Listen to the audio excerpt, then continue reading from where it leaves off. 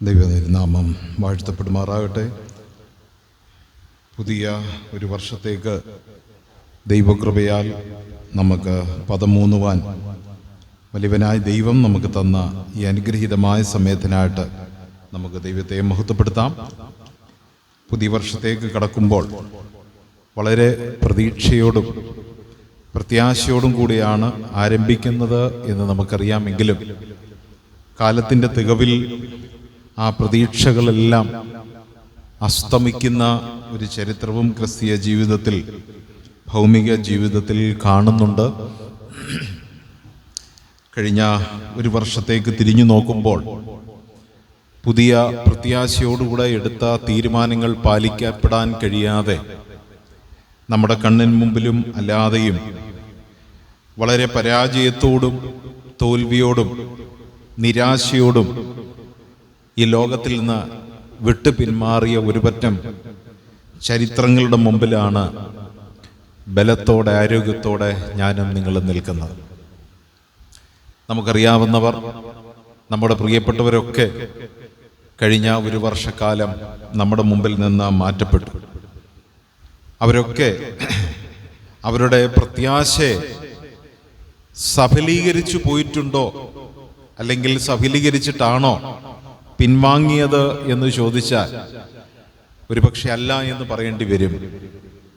ഈ പുതിയ വർഷം ആരംഭിച്ചപ്പോൾ നമ്മുടെ ജീവിതത്തിലും ഒരു വലിയ തീരുമാനങ്ങൾ ഒരുപക്ഷെ നമ്മുടെ ജീവിതത്തിൽ എടുത്തിട്ടുണ്ട്. ഈ വർഷം കർത്താവ് തരുന്നുവെങ്കിൽ, മനുഷ്യന്റെ ആയുസ്സിനെ കുറിച്ച് ഞാൻ ചിന്തിച്ചപ്പോൾ ഇന്ന് നാം ഉൾപ്പെട്ട് നിൽക്കുന്ന ഈ സമയങ്ങളിൽ ഒരു കാരണവുമില്ലാതെ മനുഷ്യർ മാറ്റപ്പെട്ടുകൊണ്ടിരിക്കുന്ന, മരിച്ചുകൊണ്ടിരിക്കുന്ന ഒരു സമയത്താണ് ഞാൻ നിൽക്കുന്നത്. ആരോഗ്യമുള്ളവർ, വിദ്യാഭ്യാസമുള്ളവർ, നല്ല ജോലിയുള്ളവർ, നല്ല ശരീര മെയ്വഴക്കമുള്ളവർ, കൊച്ചുകുട്ടികൾ പോലും ഈ ലോകത്തിൽ നിന്ന് പെട്ടെന്ന് മാറ്റപ്പെട്ടുകൊണ്ടിരിക്കുന്ന ഒരു കാലഘട്ടം.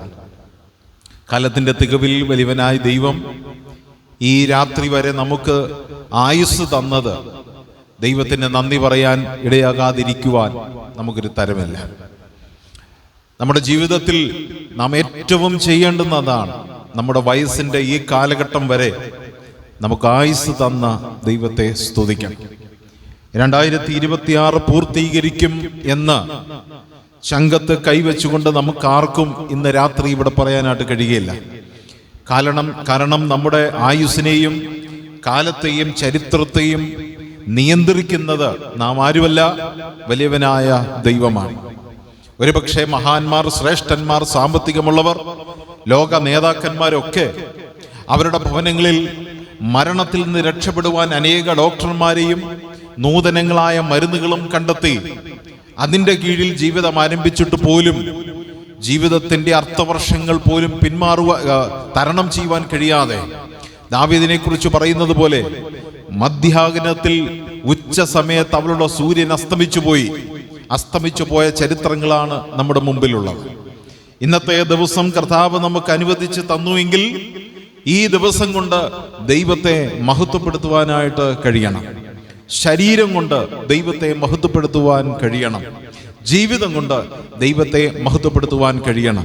ഇന്ന് രാത്രി നമ്മുടെ കിടക്കയിൽ പ്രാർത്ഥനയോടെ കണ്ണുകൾ അടയ്ക്കുമ്പോൾ അക്കരെ നാട്ടിൽ കണ്ണു തുറക്കുവാൻ കഴിഞ്ഞിരുന്നെങ്കിൽ എന്ന ഒരു വലിയ പ്രത്യാശയോടെ ആയിരിക്കണം ഇന്ന് രാത്രി കണ്ണുകൾ പൂട്ടിയടയ്ക്കേണ്ടത്. എന്നാൽ നാളെ രാവിലെ ഈ ലോകത്തിൽ കണ്ണു തുറക്കുവാൻ ദൈവം ഭാഗ്യം തരുന്നുവെങ്കിൽ ദൈവത്തിന് നന്ദി പറഞ്ഞുകൊണ്ട്, ദൈവമേ അങ്ങ് മുമ്പിൽ നടന്നാട്ട് അതിന് പുറകിൽ ഞാൻ ഇന്ന് പകൽക്കാലവും നടക്കുവാൻ അവിടുന്ന് കൃപ തരണമെന്നുള്ള പ്രാർത്ഥനയോടെ ആയിരിക്കണം നമ്മുടെ പ്രഭാതങ്ങൾ ആരംഭിക്കേണ്ടത്. ഈ പുതിയ വർഷം അതിന് ദൈവം കൃപ നൽകട്ടെ. ഒരു പ്രത്യേക വിഷയത്തിലേക്ക് നിങ്ങളുടെ ശ്രദ്ധയെ വളരെ ചുരുക്കം സമയം ഞാൻ കൊണ്ടുവരികയാണ്. ശമൂവേലിന്റെ 1-ാം പുസ്തകം 17-ാം അധ്യായം അതിൻ്റെ 33-ാമത്തെ വാക്യം. 1 ശമൂവേൽ 17-ാം അധ്യായം 33-ാം വാക്യം. അവിടെ നിന്നും ഒരു വാക്ക് ഞാൻ കടമെടുക്കുവാൻ ആഗ്രഹിക്കുന്നു. ശമൂവേലിന്റെ 1-ാം പുസ്തകം 17-ാം അധ്യായം 33-ാം വാക്യത്തിൽ ശൗൽ ദാവീദിനോട് പറയുകയാണ്, ഈ ഫെലിസ്തീനോട് ചെന്ന് അംഗം പൊരുതുവാൻ നിനക്ക് പ്രാപ്തിയില്ല. നീ ബാലനത്രേ, അവനോ ബാല്യം മുതൽ യോദ്ധാവാകുന്നു എന്ന് പറഞ്ഞു. ദൈവനാമത്തിന് മഹത്വം. രണ്ട് വ്യക്തിപ്രഭാവങ്ങൾ. ഒന്ന്, വലിയ മല്ലനായിരിക്കുന്ന ഗോലിയാത്ത് എന്ന് പറയുന്ന ഒരു മനുഷ്യൻ. അവനെക്കുറിച്ച് വായിക്കുന്നത്, അവൻ ബാല്യം മുതൽ യോദ്ധാവാകുന്നു. എല്ലാ യോദ്ധാവിന്റെ കലകളും ആയോധന കലകളും അഭ്യസിച്ച മല്ലനായ ഭയാനകരമായ ഒരു രൂപം. മറുവശത്ത് ഇവിടെ വായിക്കുന്നത്, നീ ബാലനത്രേ, ഒരു കൊച്ചു പയ്യൻ, കഴിവില്ലാത്ത, നമ്മുടെ നാടൻ ഭാഷയെ പറഞ്ഞാൽ എഴുത്തും വായനയും പോലും അറിയാത്ത, അമ്മയപ്പന്റെയും ചെറുകിൻ കീഴിൽ മാത്രം ജീവിക്കാൻ കഴിയുന്ന ഒരു കൊച്ചു പയ്യൻ. ഈ രണ്ട് വ്യക്തിപ്രഭാവങ്ങൾക്കിടയിൽ ഇന്ന് രാത്രി ദൈവം ഒരു ദൈവ പൈതലിന്റെ പ്രാപ്തി എന്താണെന്ന് വെളിപ്പെടുത്തിയാണ് ഈ അധ്യായത്തിൽ. ഒരു ദൈവ പൈതലിന്റെ പ്രാപ്തി എന്താണ്? ഞാൻ ആ വാക്ക് മാത്രം കടമെടുക്കുകയാണ്. പ്രാപ്തി. പ്രിയപ്പെട്ടവരെ, എന്താണ് പ്രാപ്തി? കഴിവ് എന്താണ്? ദൈവം തന്നിരിക്കുന്ന കഴിവിനെ കുറിച്ച് ചിന്തിക്കുക. എനിക്ക് പ്രാപ്തിയുണ്ടോ? ഇവിടെ പ്രാപ്തിയെക്കുറിച്ച് പറയുന്ന പല ഭാഗങ്ങൾ താഴേക്ക് വായിക്കുമ്പോഴറിയാം. ശൗൽ ദാവീദിനോട് പറയാണ്, ദാവീദേ, ഈ മല്ലനെ ജയിക്കുവാൻ നിനക്ക് പ്രാപ്തിയില്ല. അവനെ സംബന്ധിച്ച് അവൻ വലിയ യോദ്ധാവാണ്, ബാല്യം മുതൽ യോദ്ധാവാണ്. പക്ഷെ നീ ബാല്യമായതേ ഉള്ളൂ, നിനക്ക് അവനെ ജയിക്കുവാനുള്ള പ്രാപ്തിയില്ല. ദൈവത്തിന് സ്തോത്രം. ഈ വാക്ക് കേട്ട ദാവീദ് തൻ്റെ പ്രാപ്തിയെക്കുറിച്ച് അവിടെ വെളിപ്പെടുത്തുന്ന ചില വാക്കുകൾ നിങ്ങൾ ആ ഭാഗത്തേക്ക് ഒന്ന് ഓടിച്ച് കടന്നു പോവുക. വിശുദ്ധ വേദപുസ്തകമുള്ളവർ ആ തുറന്ന് വായിക്കുമ്പോൾ ആ പ്രാപ്തി എന്താണെന്ന് വെളിപ്പെടുത്തും. എന്നാൽ ഞാനതിന് മുമ്പ് ഇങ്ങനെ പറയട്ടെ, ഇന്ന് മനുഷ്യ മതത്തിൽ പ്രാപ്തി എന്ന് പറയുന്നത് ഈ ലോകപരമായ വിദ്യാഭ്യാസവും കഴിവും സൗന്ദര്യവും പണവും ധനവും സ്ഥാനമാനങ്ങളും ഉയർന്നു നിൽക്കുന്ന ഒരു ഉന്നതമായ സ്ഥാനത്ത് നിൽക്കുന്ന ഒരു വ്യക്തിയെ കണ്ടിട്ട് പറയും അവന് പ്രാപ്തിയുണ്ട്. എന്നാൽ വിദ്യാഭ്യാസത്തിൽ താണവനും പണ്ഡിതന്മാരല്ല പാമരന്മാരായ ആളുകളും കാണാൻ കൊള്ളാത്തവനും കറുത്തിരിക്കുന്നവനും നല്ല വീടില്ലാത്തവനും കയ്യിൽ ആ വിലയേറിയ സാധനങ്ങളൊന്നും ഇല്ലാത്തവനും വാഹനമില്ലാത്തവനും ഈ ലോകത്തിൽ അവന് പറയും അവന് പ്രാപ്തിയില്ല. ഞാനൊരു വസ്തുത പറയട്ടെ. കേരളത്തിലെ ഒരു തിരക്കേറിയ ടൗണിൽ ചിത്രകല പഠിക്കുന്ന കുറെ കുട്ടികൾ വന്ന് ആ ടൗണിലെ മതില് വൃത്തിയാക്കി അവിടെ ഒരു പടം വരയ്ക്കാൻ ആരംഭിച്ചു. അവര് ചിത്രകലയാണ് പഠിക്കുന്നത്. ഈ മതിൽ ഒരറ്റം മുതൽ മറ്റേ അറ്റം വരെ ചിത്രം വരച്ച് വൃത്തിയാക്കാമെന്ന് ആഗ്രഹിച്ചു. അനേകർ കടന്നു പോകുന്നുണ്ടെന്ന് ശ്രദ്ധിച്ച് കടന്നു പോവുകയാണ്. ഹായ്, നല്ല ചിത്രം, നല്ല വര. പലരും കടന്നു പോകുന്നു. ഒരു ഭ്രാന്തനായ എന്ന് പറയാം ഒരു മനുഷ്യൻ അവര് ചിത്രം വരച്ചു തുടങ്ങി ആദ്യ സമയം മുതൽ അവരുടെ മുമ്പിൽ ഇങ്ങനെ കുത്തിയിരിക്കുകയാണ്. ഇവർ ചെയ്യുന്ന ഓരോ കാര്യങ്ങളും നോക്കിയിരിക്കുക. അവര് ചിന്തിച്ചു, ഭ്രാന്തനല്ലേ, ബുദ്ധിയില്ലാത്തവനല്ലേ, അവിടെ ഇരുന്നോട്ടെ, നമുക്ക് ബുദ്ധിമുട്ടൊന്നും ഇല്ലല്ലോ, അവൻ അവിടെ ഇരിക്കട്ടെ. അവൻ അവരുടെ മുമ്പിൽ കീറിപ്പറഞ്ഞ വേഷമാണ്, കുളിച്ചിട്ട് മാസങ്ങളായി, മുടി വെട്ടിയിട്ടില്ല, താടി വെട്ടിയിട്ടില്ല, തീർത്തും ഭ്രാന്തമായൊരു രൂപം. അവർ വരച്ചുകൊണ്ടേയിരുന്നു. ഈ മനുഷ്യൻ അവരെ ഓരോരുത്തരെയും നോക്കിക്കൊണ്ടിരുന്നു. എന്നാൽ അല്പസമയം കഴിഞ്ഞപ്പോൾ ആ മനുഷ്യൻ വന്ന് ഇവരുടെ ബാഗൊക്കെ ഒന്ന് പരിശോധിച്ചു. അവർ ചിന്തിച്ചു ഏതാണ്ടൊക്കെ എടുത്തുകൊണ്ട് ഓടുകയാണ്. അവരെ ആ മനുഷ്യനെ ഓടിച്ചു വിട്ടു. അവൻ റോഡിന്റെ അക്കരക്കരെ ചെന്ന് അവിടെയും നിന്ന് നോക്കിക്കൊണ്ട് നിന്നു. അല്പം കഴിഞ്ഞപ്പോൾ അപ്പുറത്തുള്ള മതിലിന്റെ ചപ്പും പടലും അഴുക്കും ഒക്കെ അവൻ എടുത്തു മാറ്റി എവിടെ നിന്നോ കുറെ കല്ലുകളും ചപ്പുകളും ഇലകളും ഒക്കെ സംഘടിപ്പിച്ചുകൊണ്ട് വന്ന് അവൻ അവിടെ ചിത്രം വരെ ആരംഭിച്ചു. കടന്നു പോകുന്നവർ ഒരു വശത്തേക്ക് നോക്കി നല്ല ചിത്രമെന്ന് അഭിപ്രായപ്പെട്ട് മറ്റേ വശത്തേക്ക് നോക്കി ചിരിക്കുകയാണ്. കാരണം ഈ വട്ടൻ എന്ത് ചെയ്യുന്നു, ഈ ഭ്രാന്തൻ ഇവിടെ ചെയ്യുന്നു. അവരവിടെ നല്ല ചിത്രം വരയ്ക്കുമ്പോൾ ഇവൻ എന്താണ് ഇവിടെ കാട്ടിക്കൂട്ടുന്നത്? അവൻ അങ്ങോട്ടും ഇങ്ങോട്ടും കുത്തിവരയ്ക്കുകയാണ് ആ ഭിത്തിയിലല്ല. ചില മണിക്കൂറുകൾ മുമ്പോട്ട് കടന്നപ്പോൾ ഇതുവരെ ആ ചിത്രകല പഠിച്ചുകൊണ്ടിരുന്ന കുട്ടികൾ വരയ്ക്കുന്ന ചിത്രം കണ്ട് അതിന്റെ മഹത്വത്തെ പുകഴ്ത്തിക്കൊണ്ടിരുന്ന ആളുകളെല്ലാം മറുവശത്തേക്ക് നോക്കി വായ് പൊളിച്ചു നിൽക്കുക, അന്താളിച്ചു നിൽക്കുക. കാരണം ചിത്രകല പഠിക്കുന്നവരെക്കാൾ ഏറ്റവും സുന്ദരമായ ഒരു പ്രകൃതിയുടെ ചിത്രം ആ ഭ്രാന്തനെന്ന് മുദ്ര കുത്തിയ മനുഷ്യൻ അവിടെ കുത്തിവരയ്ക്കാൻ. അവന്റെ കയ്യിൽ പേനയോ പെൻസിലോ അതിന് വേണ്ടുന്ന സാധന സാമഗ്രികളോ ചിത്രങ്ങളോ പെയിന്റുകളോ ഒന്നുമില്ല. ആ തറയിൽ നിന്ന് ഇവിടുന്ന് എടുത്ത കല്ലുകളും കുറച്ച് ഇലകളും കുറച്ച് കാര്യങ്ങളും ഒക്കെ സംഘടിപ്പിച്ച് അവൻ ചിത്രം വരയ്ക്കുകയാണ്. ആളുകൾ അന്താളിച്ചു നിൽക്കാൻ. ഇവൻ എങ്ങനെ ഇത് വരയ്ക്കാനായിട്ട് സാധിച്ചു? പ്രിയപ്പെട്ടവരെ, ഞാൻ ഒരു വസ്തുത ഇങ്ങനെ പറയട്ടെ. പ്രാപ്തി എന്ന് പറയുന്നത് കേവലം കാഴ്ചയിൽ, നമ്മുടെ കാഴ്ചപ്പാടിൽ, വിദ്യാഭ്യാസത്തിന്റെ ഉന്നതമായ ചിന്താഗതികളിൽ, ധനത്തിന്റെ മേഖലകളിൽ മുദ്രയിടപ്പെടുന്ന ഒരു വസ്തുതയല്ല പ്രാപ്തി എന്ന് പറയുന്നത്.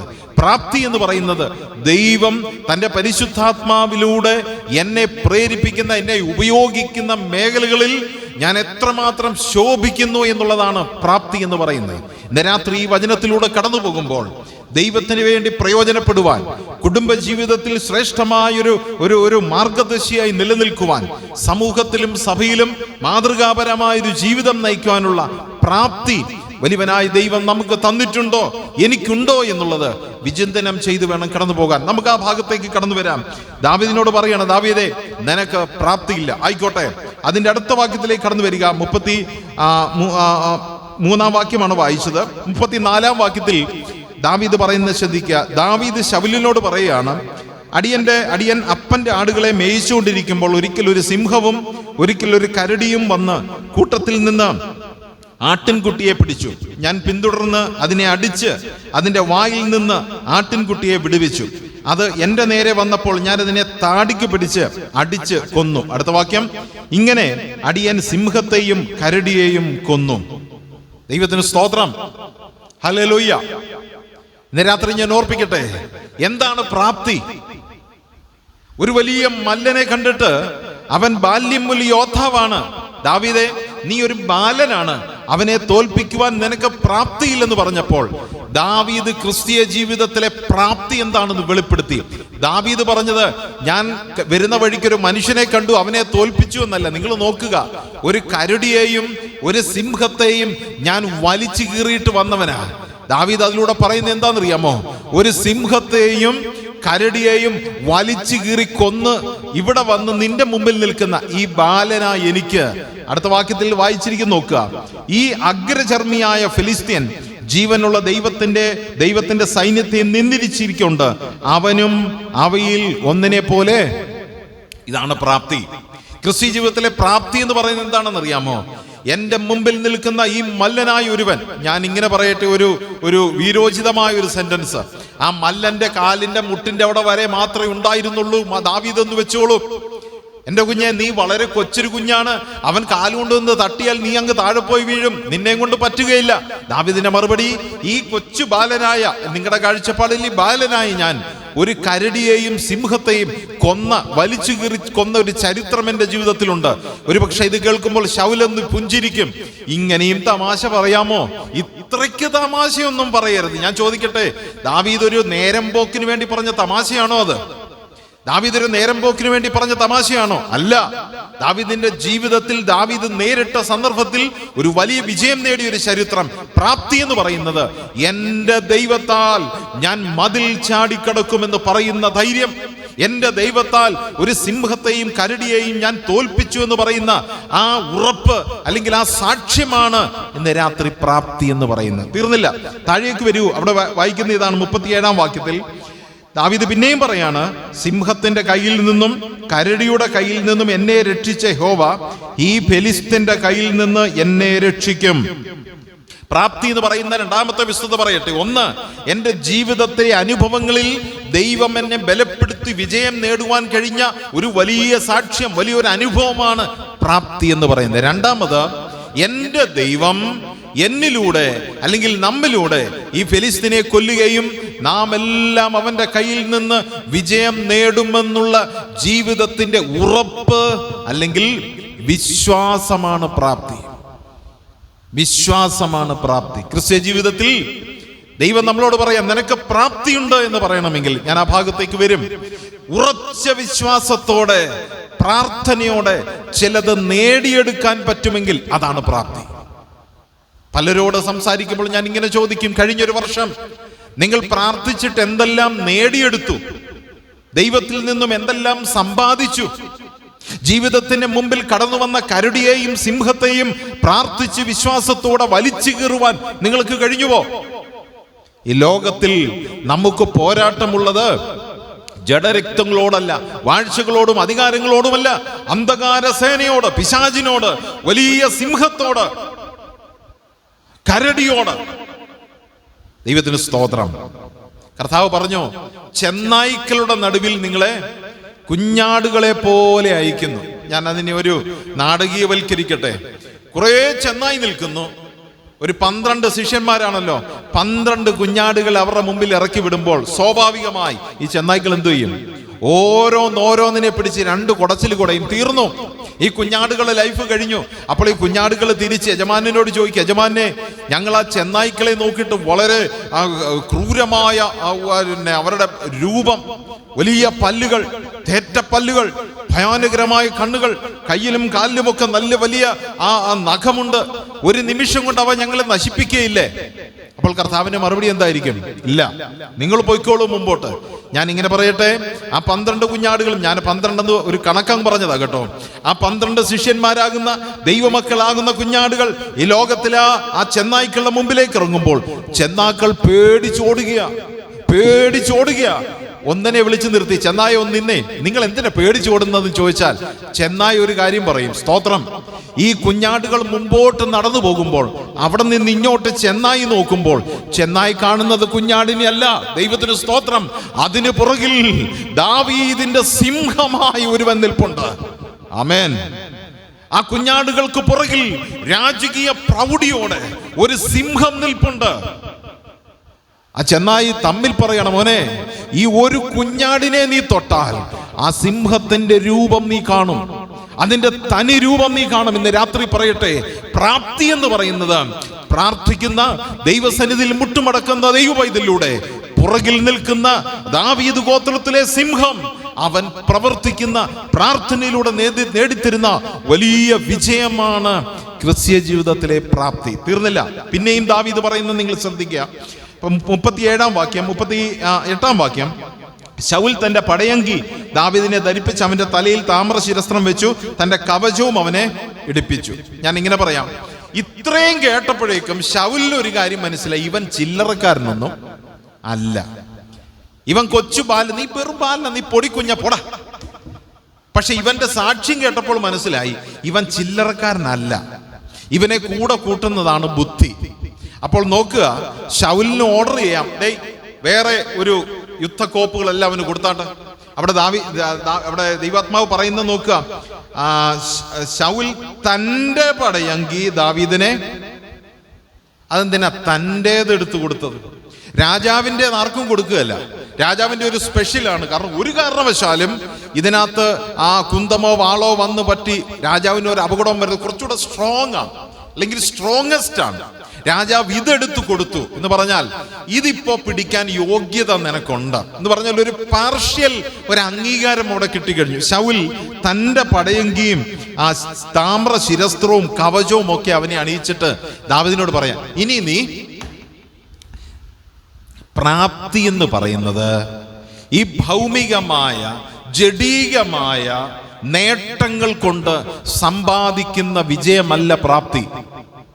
ഈ ലോകത്തിലെ നന്മ കൊണ്ട് നേടിയെടുക്കുന്നതല്ല പ്രാപ്തി. വായിക്കാം 33-ാം സങ്കീർത്തനം അതിന്റെ 17-ാം വാക്യത്തിലേക്ക് വരുമ്പോൾ ഒരു വാക്യം അവിടെ വായിക്കുന്നു. 33-ാം സങ്കീർത്തനം 17-ാം വാക്യത്തിൽ എഴുതിയിരിക്കുന്ന നിങ്ങൾ നോക്കുക, ജയത്തിന് കുതിര വ്യർത്ഥമാകുന്നു, തന്റെ ബലാധിക്യം കൊണ്ട് അത് വിടുവിക്കുന്നതുമില്ല. ദൈവത്തിന് സ്തോത്രം. ഒരു കുതിരപ്പുറത്ത് സർവ ആ യുദ്ധക്കോപ്പുകളുമായി വാളുമായി ഇരിക്കുന്ന ഒരു മനുഷ്യന്റെ ചിന്ത എന്താണെന്നറിയാമോ? എൻ്റെ ശരീരം മുഴുവൻ യുദ്ധ സാമഗ്രികളാണ്, ഞാനൊരു കുതിരപ്പുറത്തായിരിക്കുന്നത്, അതുകൊണ്ട് ഇത്രയും ഉയരത്തിൽ ഈ ആയുധങ്ങൾ വരികയില്ല. കുതിര ഒരുപക്ഷെ എന്നെ സഹായിക്കും, അത് ഓടി രക്ഷപ്പെടും, എനിക്ക് രക്ഷ നേടും, എൻ്റെ യുദ്ധക്കോപ്പുകൾ എന്നെ രക്ഷിക്കും. ദൈവത്തിന്റെ പരിശുദ്ധാത്മാവ് പറയാണ്, ഒരിക്കലും നിങ്ങളുടെ ജീവിതത്തിൽ ജയത്തിന് കുതിര ആവശ്യമായിരിക്കില്ല, ഗുണപ്പെടുകയില്ല. നിങ്ങളുടെ യുദ്ധക്കോപ്പുകളൊന്നും നിങ്ങളുടെ വിജയത്തിന് നേടുകയില്ല. അടുത്ത വാക്യത്തിൽ എഴുതിയിരിക്കുന്നത്, യഹോവയുടെ ദൃഷ്ടി തന്റെ ഭക്തന്മാരുടെ മേലും തന്റെ ദയക്കായി പ്രത്യാശിക്കുന്നവരുടെ മേലും ഇരിക്കുന്നു എന്ന് പറഞ്ഞാൽ, നിനക്ക് കുതിരയുണ്ടെങ്കിലും യുദ്ധക്കോപ്പുകൾ ഉണ്ടെങ്കിലും എൻ്റെ ദൈവത്തിന്റെ നോട്ടമില്ലെങ്കിൽ, എൻ്റെ ദൈവത്തിന്റെ കണ്ണുകൾ നിന്റെ മേലില്ലെങ്കിൽ, എൻ്റെ ദൈവത്തിന്റെ സാന്നിധ്യം നിന്റെ മേലില്ലെങ്കിൽ നീ നേരിടുന്നത് പരാജയമായിരിക്കും, തോൽവിയായിരിക്കും. അപ്പോൾ ദാവീദ് ഇവിടെ പറയാണ്, അടുത്ത വാക്യം ഒന്ന് വായിച്ചു നോക്ക്, അവിടെ എഴുതിയിരിക്കുന്നത്, പടയെങ്കിമേൽ അവന്റെ വാളും കെട്ടി ദാവീദ് നടക്കാനൊന്ന് നോക്കി. അവിടെ വായിക്കുന്നത്, എന്നാൽ അവനത് എന്താ എഴുതിയിരിക്കുന്നേ? അവന് ശീലമില്ല. എന്നെ ആ വാക്ക് വളരെ ചിന്തിപ്പിച്ചു. ദാവീദ് ഈ ആടിനെ മേയിച്ച് നടക്കുന്ന ആള് വാളോ ഈ പട്ടാളക്കോപ്പുകളോ ഈ വലിയ വെയിറ്റ് ഉള്ള സാധനങ്ങളൊന്നും ധരിച്ച് നടന്നിട്ടില്ല. നേരെ നിവർന്ന് തൻ്റെ ഇടത്തോടെ നിന്നവൻ ഈ രാജാവിന്റെ സാമാനങ്ങളൊക്കെ എടുത്ത് ഇട്ടപ്പോഴേക്ക് അവൻ അങ്ങോട്ട് കുനിയാൻ തുടങ്ങുന്നു, താങ്ങുന്നില്ല. ഇതിട്ടൊന്ന് ഓടാൻ പറ്റുന്നില്ല, ഇതിട്ട് കൈയെഴുത്തി ഒന്ന് യുദ്ധം ചെയ്യാൻ പറ്റുന്നില്ല. അടുത്തതോടെ വായിക്കുന്ന ഇതാണ്, ദാവീദ് ശൗലിനോട്, ഞാൻ ശീലിച്ചിട്ടില്ലായികയാൽ ഇവ ധരിച്ചുകൊണ്ട് നടക്കുവാൻ കഴിയുകയില്ല എന്ന് പറഞ്ഞ് അവയെ ഊരി വെച്ചു. അപ്പൊ ശൗല് ചോദിക്കുകയാണെന്ന് വെച്ചോ, മോനെ നീ മല്ലനോട് യുദ്ധം ചെയ്യാനാ പോകുന്നത്, അവന്റെ വിശേഷം ചോദിക്കാനല്ല. ഇതിട്ടിട്ട് പോലും ഞങ്ങൾ മരിക്കുന്നു, ഇതിട്ടിട്ട് പോലും ഞങ്ങൾ കൊല്ലപ്പെടുന്നു, അപ്പോ നീ ഇതിടാതെ പോയാൽ എങ്ങനെയാ? ദൈവത്തിന് സ്തോത്രം. ഞാൻ അതിനൊരു ആശയം ഇങ്ങനെ പെട്ടെന്ന് എൻ്റെ മനസ്സിലേക്ക് കടന്നു വന്നു. സ്വാഭാവികമായിട്ടും ഇന്ന് നമ്മുടെ ശരീരത്തിൽ തീ കത്തിക്കാം, അതിനുള്ള കെമിക്കലൊക്കെ ഉണ്ട്. ആ സാധനം മുഴുവൻ പുരട്ടിയിട്ട് തീ കത്തിച്ചാൽ നമ്മൾ നിന്ന് കത്തും, ഒരബദ്ധവും സംഭവിക്കുകയില്ല. അതിനൊരു ടൈം പീരീഡിനുള്ളിൽ നമ്മുടെ ശരീരത്ത് അത് സാധനം പുരട്ടിയിട്ട് തീ കത്തിക്കാം. അങ്ങനെയാണ് മാജീഷ്യൻസ് ഒക്കെ കാണിക്കുന്നത്. അല്ലാതെ ആരും ഡയറക്റ്റ് തീ കത്തിക്കാനായിട്ട് പറ്റുകയില്ല. എന്ന് പറഞ്ഞാൽ ഒരു ചോദ്യം, മനുഷ്യ ശരീരം തീയിൽ വീണാൽ കത്താതിരിക്കാമോ എന്ന് ചോദിച്ചാൽ ചില പ്രത്യേക സാഹചര്യങ്ങൾ, ചില പ്രത്യേക രീതികളിൽ ഒരു പരിധി വരെ രക്ഷപ്പെടാം. എന്നാൽ പണ്ട് 3 എബ്രായ ബാലന്മാരെ ഈ മരുന്ന് ശരീരത്തിൽ വാരി പുരട്ടിയിട്ട് തീയിലെടുത്തിട്ടതല്ല, പച്ച ശരീരത്തിൽ കത്തിപ്പോകട്ടെ എന്ന് കരുതി ഇതൊന്നും പുരട്ടാതെ 7 മടങ്ങ് വർദ്ധിച്ച ചൂളയിലേക്ക് അവരെ ഇട്ടപ്പോൾ രാജാവും പരിവാരങ്ങളും ഇവര് കത്തി അവരുടെ ജീവൻ അവിടെ ഓടിപ്പിടച്ചു വീണ് കത്തി ചാമ്പലാകുന്നത് കണ്ടു പൊട്ടിച്ചിരിക്കാൻ വന്ന രാജാവും പ്രിയപ്പെട്ടവരും അന്താളിച്ച് നിന്നത് എന്താണെന്നറിയാമോ? ആ 3 ബാലന്മാരുടെ ദൈവത്തിലുള്ള വിശ്വാസത്താൽ അവരാ തീയെ ജയിച്ച ആ പ്രാപ്തി കണ്ടിട്ട് രാജാവ് അതിശയിച്ചു. ദാനിയേലിനെ സിംഹത്തിന്റെ കുഴിയിലിട്ടപ്പോൾ നിമിഷ നേരം കൊണ്ട് അത് ഭക്ഷിച്ച് ഇല്ലാണ്ടാക്കേണ്ട സ്ഥാനത്ത് ദാവീദ് വിശ്വസിച്ച ദൈവത്താൽ ആ സിംഹത്തിന്റെ വായ അടഞ്ഞ് അവിടെ നിന്ന് രക്ഷപ്പെടുവാൻ കഴിഞ്ഞ ആ സാക്ഷ്യം, ആ അനുഭവം കണ്ടപ്പോൾ അതാണ് പ്രാപ്തി. രാജാവ് അന്താളിച്ചു, ദാനിയേലേ, എന്റെ മകനെ, നീ കയറി വന്നാട്ട്, നീയാണ് ഇവിടുത്തെ മിടുക്കൻ, നിന്റെ ദൈവമാണ് ഞങ്ങളുടെ ദൈവം. പ്രാപ്തി എന്ന് പറയുന്നത് അതാണ്. ദാവീദ് പറയാണ്, എനിക്ക് ശീലമില്ല. ഞാൻ ഒരു വാക്ക് അല്പമൊന്ന് ചേർത്ത് പറയട്ടെ. ഈ ലോകത്തിലെ ഒന്നും കൊണ്ട് നേടാൻ കഴിയുന്നതല്ല ക്രിസ്തീയ വിശ്വാസം. ഈ ലോകത്തിലെ ഒന്നുകൊണ്ടും സമ്പാദിക്കാൻ കഴിയുന്നതല്ല ഈ ക്രിസ്തീയ ജീവിതത്തിലെ ഈ പ്രാപ്തി എന്ന് പറയുന്നത്. ദാവീദ് ദൂരി വെച്ച്, രാജാവേ, എനിക്കിത് ശീലമില്ല. രാജാവ് ചോദിക്കും, പിന്നെ നീ എന്ത് ചെയ്യാൻ പോകുന്നു? കണ്ടോളൂ, നീ കണ്ടോളൂ, ഞാൻ വിശ്വസിക്കുന്ന ദൈവം എൻ്റെ കൂടെ ഉണ്ടെങ്കിൽ ഇതൊന്നും എനിക്ക് വേണ്ട. എൻ്റെ പ്രാപ്തി എന്താണെന്ന് ഞാൻ അവിടെ വെളിപ്പെടുത്താൻ പോകുക. തീർന്നില്ല. അവിടുത്തെ വായിക്കുന്നത് 40-ാം വാക്യത്തിൽ, പിന്നെ അവൻ തൻ്റെ വടിയെടുത്തു, തോട്ടിൽ നിന്ന് മിനുസമുള്ള 5 കല്ലും തെരഞ്ഞെടുത്ത് ഇടയസഞ്ചിയായി പൊക്കണത്തിലിട്ട് കയ്യിൽ കവിണയുമായി ഫെലിസ്തീനോട് അടുത്തു. ദൈവത്തിന് സ്തോത്രം. ദാവീദ് തൻ്റെ അനുഭവത്തിൽ ഇവിടെ പറയാണ്, എൻ്റെ പ്രാപ്തി എന്ന് പറയുന്നത് കുത്തി നടക്കാൻ ഒരു വടിയും പോക്കറ്റിൽ 5 കല്ലും നല്ല ആരോഗ്യമുള്ള ബലമുള്ള ഒരു കവിണയും ഉണ്ടെങ്കിൽ ഇന്ന് എൻ്റെ പ്രാപ്തി എന്താണെന്ന് ഞാൻ നിങ്ങളെ വെളിപ്പെടുത്തും. സ്തോത്രം. മോശയോട് പറഞ്ഞു, നീ പോകുമ്പോൾ പഴയ വടിയെടുക്കാൻ മറക്കരുത്. എന്താ വടിയുടെ അർത്ഥം? ആ വടി കൊണ്ട് ഒത്തിരി അത്ഭുതങ്ങളൊക്കെ മോശ ചെയ്തു. ഞാനതിന് ഇങ്ങനെ പറയും, സാക്ഷ്യമാണ് വടി. എന്റെ ജീവിതത്തിലെ പ്രാപ്തി എന്ത്? നമ്പർ 1, ഒരു വടി സമം എന്റെ ജീവിതത്തിലെ സാക്ഷ്യമാണ് എന്റെ പ്രാപ്തി. ഞാൻ നേടിയെടുത്തു എന്നല്ല, എന്നിലൂടെ ദൈവം നേടിയത് എന്റെ ജീവിതത്തിൽ ഒരു അനുഗ്രഹീതമായ സാക്ഷ്യം കർത്താവ് തന്നിട്ടാ. കവിണയും കല്ലും, നിനക്ക് വിജയം നേടാൻ കഴിയുന്ന ഒരു കല്ല് നിന്റെ കൈവശമുണ്ട്. ഞാൻ അതിന് ഇങ്ങനെ ചേർത്ത് പറയും, ഒരു വലിയ കല്ല്. ആ കല്ല് അടിക്കപ്പെട്ട് മുറിവേൽക്കപ്പെട്ട് അതിൽ നിന്നും ഒഴുകിയിറങ്ങിയ ആ തിരുരക്തം എന്റെ പാപത്തെ പരിഹരിക്കുവാൻ മതിയായതായിരുന്നുവെങ്കിൽ ആ കല്ല് കർത്താവ് യേശു ക്രിസ്തു എന്ന തള്ളിക്കളഞ്ഞ അതേ കല്ല് മുറുകെ പിടിച്ചോളൂ. ആ കല്ലിനാൽ നമുക്കൊരു പ്രാപ്തി നേടാനായിട്ട് കഴിയും. ഇവിടെ ദാവീദ് ഒരു വലിയ വിജയം നേടിയെന്ന് നമുക്ക് കാണാൻ കഴിയും. ഒരു വലിയ വിജയം. ഒരു കല്ല് അതെറിഞ്ഞ് അവൻ വീണ് അവന്റെ തലയർത്ത് രാജാവിന്റെ മുമ്പിൽ വരിക. അപ്പോഴും രാജാവ് ചോദിക്കുന്നു, നീ ആരാണ്? മുമ്പേ പോയ പയ്യൻ തന്നെയാണോ നീ എന്ന് പറഞ്ഞാൽ ആദ്യം പറഞ്ഞു, ദാവീദേ, നിനക്ക് പ്രാപ്തിയില്ല. പക്ഷെ ആ പ്രാപ്തിയില്ലെന്ന് പറഞ്ഞവൻ ആ മല്ലന്റെ ശിരസ്സുമായി രാജാവിന്റെ മുമ്പിൽ വന്നിട്ട് പറയാണ്, എനിക്ക് പ്രാപ്തിയുണ്ട്. ഇന്ന് രാത്രി ദൈവവചനത്തിന് മുമ്പിൽ ഇരിക്കുമ്പോൾ ദൈവത്തിന്റെ പരിശുദ്ധാത്മാവ് നമ്മളോട് പറയാം, അനേക അനുഭവങ്ങൾ നമ്മുടെ മുമ്പിൽ കേൾക്കുന്നുണ്ട്. അതൊക്കെ കേട്ടിട്ട് ദൈവസന്നിധിയിൽ ഒരു തീരുമാനമെടുക്കണം. എൻ്റെ ജീവിതത്തെ അലട്ടുന്ന, വേദനിപ്പിക്കുന്ന, ബുദ്ധിമുട്ടിക്കുന്ന, മനസ്സിനെ തകർക്കുന്ന, എൻ്റെ ആത്മീയ ജീവിതത്തിൻ്റെ പ്രോഗ്രഷനെ തടയുന്ന, എൻ്റെ ശുശ്രൂഷയ്ക്ക് തടസ്സമാകുന്ന, എൻ്റെ പ്രവർത്തനങ്ങൾക്ക് തടസ്സമാകുന്ന, എൻ്റെ ക്രിസ്തീയ ജീവിതത്തിന് തടസ്സമാകുന്ന, എൻ്റെ പ്രാർത്ഥനാ ജീവിതത്തിന്, വിശ്വാസ ജീവിതത്തിന് തടസ്സമാകുന്ന കരടികളെയും സിംഹങ്ങളെയും ഇതുപോലെയുള്ള മല്ലന്മാരെയും തോൽപ്പിക്കുവാനുള്ള പ്രാപ്തി കർത്താവേ നീ എനിക്ക് തരണം. ചില വാക്കുകളോട് വീണ്ടും കടന്നു പോകട്ടെ. റോമാലേഖനം 12-ാം അധ്യായത്തിലേക്ക് ഞാൻ കടന്നു വരാം. ആ പ്രാപ്തിക്ക് മറ്റൊരു ഭാഷാന്തരമുണ്ട്. ഞാൻ ആ ഭാഗത്തേക്ക് വരാം. റോമാലേഖനം 12-ാം അധ്യായം അതിൻ്റെ 1-2 വാക്യങ്ങൾ എഴുതിയിരിക്കും, നോക്കുക. റോമർ ലേഖനം 12-ാം അധ്യായം 1. സഹോദരന്മാരെ, ഞാൻ ദൈവത്തിൻ്റെ, അപ്പോസ്തലനായ പൗലോസ് ദൈവത്തിൻ്റെ മനസ്സലിവ്, വലിയ മനസ്സലിവ് ഓർപ്പിച്ച് ഞാൻ നിങ്ങളെ പ്രബോധിപ്പിക്കുന്നത്, ഈ വാക്ക് ഒരു കാലെ പിടിച്ച് പറയുന്നുള്ള സെന്റൻസ്. ദൈവത്തിൻ്റെ മനസ്സലിവ് ഓർപ്പിച്ച് ഒരു അപേക്ഷ നിങ്ങളോട് ചെയ്യുകയാണ്. നിങ്ങൾ ശ്രദ്ധിച്ചോണേ, ഈ പ്രാപ്തി നേടണമെങ്കിൽ എന്തു ചെയ്യും? അതോടെ പറഞ്ഞ് എൻ്റെ വാക്കുകളെ ഞാൻ അവസാനിപ്പിക്കാം. എങ്ങനെയാണ് ഈ പ്രാപ്തി നേടാൻ കഴിയുന്നത്? എങ്ങനെയാണ് വലിയൊരു വിജയം നേടാൻ കഴിയുന്നത്? എങ്ങനെയാണ് ഈ വലിയൊരു വിജയം പ്രാർത്ഥനയിലൂടെ നേടാൻ കഴിയുന്നത്? എങ്ങനെയാണ് ഇത്രമാത്രം വലിയൊരു പ്രാപ്തി ഉണ്ടാകുന്നത്? നിങ്ങൾ എന്താ വായിക്കുന്നത്? ബുദ്ധിയുള്ള ആരാധന. ഒന്നാമത് നിങ്ങൾക്ക് ആവശ്യമുള്ളത് ഏത് ബുദ്ധിയാണ്? ശരിയായ ബുദ്ധി, ശരിയായ ആരാധന.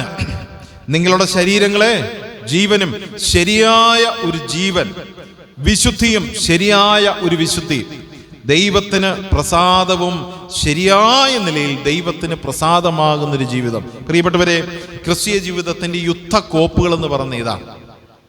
ഇത് നമ്മുടെ ജീവിതത്തിൽ വളരെ കൃത്യമായിട്ട് സൂക്ഷിക്കാമെങ്കിൽ ശൗലിനോട് നമുക്കും പറയാം, ദാവീദിന് മാത്രമല്ല ശൗലെ, ഈ പാവങ്ങളായ പുറജാതികളായ നമുക്കും പ്രാപ്തിയുണ്ട്. ദിനവൃത്താന്തങ്ങൾ 7-ാം അധ്യായം 14-ാം വാക്യത്തിൽ വായിക്കുന്നുണ്ട്. 2 ദിനവൃത്താന്തം, നിങ്ങളിൽ ഒരുവൻ നിങ്ങളുടെ പാപങ്ങളെ ഏറ്റുപറഞ്ഞ് നിങ്ങളുടെ ദേശത്തിന് വേണ്ടി പ്രാർത്ഥിച്ചാൽ ഞാൻ അവരോട് കേട്ട് ദേശത്തിന് സൗഖ്യം വരുത്തി കൊടുക്കും.